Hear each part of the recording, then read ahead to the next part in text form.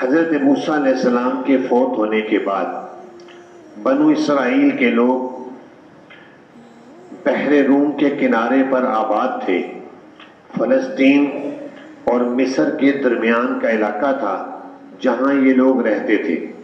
اس وقت ان کے پیغمبر حضرت شمویل علیہ السلام تھے۔ حضرت شمویل علیہ السلام بڑھاپے کی عمر کو پہنچ چکے تھے، اتنے بوڑھے کہ ان کے لیے اٹھنا بیٹھنا بھی مشکل تھا، اور بنو اسرائیل کی مخالف ایک قوم عمالقہ تھی جو کبھی کبھار بنو اسرائیل پر حملہ کرتے، ان کے لوگوں کو قتل کرتے، بچوں کو قتل کرتے، عورتوں کو اٹھا کر لے جاتے۔ تو یہ کارروائی قوم عمالقہ کچھ عرصے کے بعد کرتی رہتی، لیکن چونکہ قوم عمالقہ بڑی طاقتور قوم تھی، بڑے قد و کاٹ والے طاقتور لوگ تھے، لہذا بنو اسرائیل ان کے حملوں سے تنگ آئے اور آ کر شمویل علیہ السلام سے کہا کہ اللہ تعالیٰ سے دعا کرے کہ ان کے ساتھ لڑائی لڑنے کے لیے ہمارے لیے کوئی جرنیل مقرر کرے، کیونکہ حضرت شمویل پیغمبر تھے تو پیغمبر کے ہوتے ہوئے کوئی اور شخص قیادت نہیں کر سکتا، وہ پیغمبر خود ہی ہوں گے، لیکن چونکہ وہ بیمار تھے،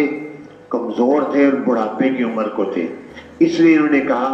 کسی جرنیل کے بارے میں اللہ سے دعا کر کے ہمارے لیے مانگے۔ حضرت شمویل علیہ السلام نے اللہ سے دعا کی۔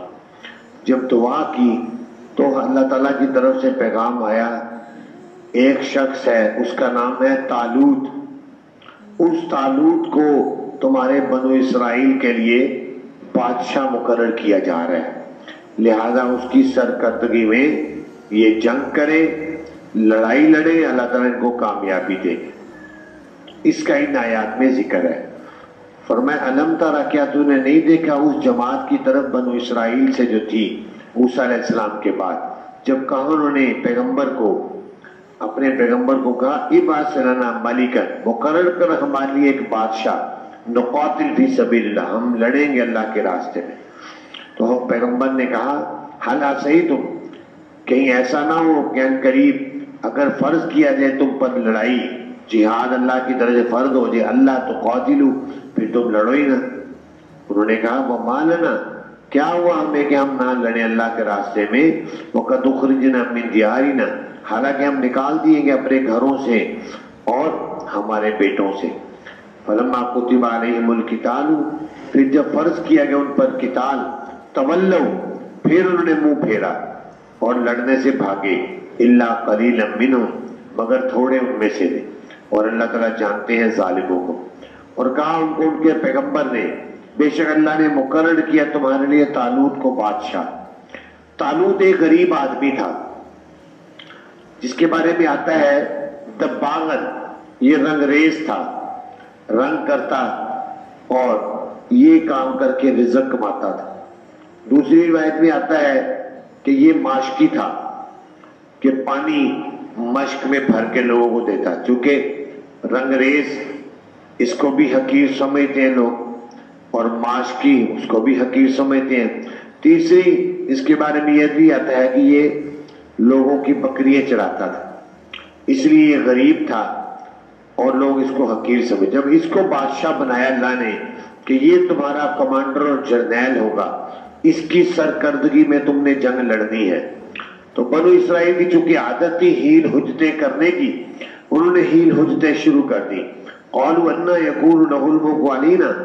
کہنے لگے کیسے ہو سکتی اس کو بادشاہت ہمارے اوپر، وَنَحْنُ حَقُّ بِالْمُلْكِ مِنْهُ، اور ہم زیادہ حقدار ہیں بادشاہت کے اس سے، وہ تو غریب آدمی ہے اور حقیر ہے، ہم اس سے طاقتور بھی ہیں، مالدار بھی ہیں،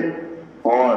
ہمارا حق زیادہ ہے کہ ہم بادشاہ بنتے ہیں، اس غریب آدمی کو کیوں بادشاہ بنا دیا۔ وَلَمْ يُؤْتَ سَعَةً مِنَ الْمَالِ، نہیں دیا گیا وہ وسعت مال کی، نہ اس کے پاس پیسہ ہے اور نہ ہی وہ، دو ہی باتیں ہیں، یا تو کسی پیغمبر کے नस्ल से होता तो हम कहते चलो जी पैगंबर की नस्ल से है इसलिए हम मान लेते, या किसी बादशाह की औलाद होती हम कहते चलो बादशाह की औलाद है हम इसको बना लेते, या फिर इसके पास माल होता है तो हम कहते चलो मालदार आदमी है, तो इसके पास तो कुछ भी नहीं, माल भी नहीं है, बादशाह की औलाद भी नहीं और पैगंबरों की नस्ल से भी नहीं है, तो ये कैसे बादशाह बन गया हमारा। तो पैगंबर हजरत शमवील ने कहा बेशक अल्लाह ने चुन लिया उसको तुम्हारे ऊपर, अल्लाह ने उसी को चुना है। वज़ादहु बसतन फिल इल्म वल जिस्म, ज्यादा किया अल्लाह ने उसको कुशादगी में, इल्म के लिहाज से, जिस्म के लिहाज, जिस्मानी लिहाज से भी उसका जिस्म बहुत बड़ा था तालूत का, और इल्म भी उसको ज्यादा था, इसलिए अल्लाह ने उसको चुना। लेकिन अगरचे वो गरीब था लेकिन ये अल्लाह का चुनाव था तो इस पर एतराज नहीं हो सकता था, इसलिए फरमाया वल्लाहु युती मुल्कहु मन यशा, अल्लाह ताला देते हैं अपनी बादशाह जिसको चाहते हैं, और अल्लाह ताला वुसअत वाला इल्म रखने वाला है। तो फिर उन्होंने कहा कोई इसकी निशानी क्या होगी कि वाकई ये अल्लाह की तरफ से मुकर्रर हुआ है, हालांकि पैगंबर ने कह भी दिया, फिर भी वो कहते कोई निशानी। तो अल्लाह ताला की तरफ से पैगंबर को बताया गया कि एक ताबूत आएगा, फरिश्ते उठाकर लाएंगे, लकड़ी का ताबूत, उसमें मूसा अलैहिस्सलाम की पगड़ी और मुख्तलिफ की चीजें अंबिया कराम की, हजरत हारून की ये होंगी, वो तुम लोगों ने तबर्रुकन संदूक जब जंग लड़ने जाओगे वो अपने आगे आगे रखना, तो बस तुम्हें कामयाबी होगी। कहा उनको उनके नबी ने बेशक इस तालूत की बादशाहत की निशानी ये है, आएगा तुम्हारे पास ताबूत, फीही सकीनत मिन रब्बिकुम, उसमें सुकून की चीजें होंगी तुम्हारे रब की तरफ से, व बकीयतु मिम्मा तरका आलु मूसा, और बाकी चीजें होंगी उनमें से जो छोड़ी हैं मूसा अलैहिस्सलाम की आल ने और हारून अलैहिस्सलाम की आल ने, तहमिलुहुल मलाइका, उठा रहे होंगे उसको फरिश्ते, इन्न फी ज़ालिका लआयतन लकुम इन कुंतुम मुमिनीन, बेशक इसमें अलबत्ता निशानी है तुम्हारे लिए अगर हो तुम ईमान रखने वाले। तो निशानी के मुताबिक अल्लाह की तरफ से देखा गया, फरिश्ते ताबूत उठाकर लाए और फरिश्तों ने ताबूत लाकर आगे लश्कर के रख दिया। पता चल गया कि वो हजरत शबीर सही कह रहे हैं, ये तालूत ही हमारा बादशाह है, यही हमारा जर्नैल है, इसी के सरकर्दगी में हमने जंग लड़नी है।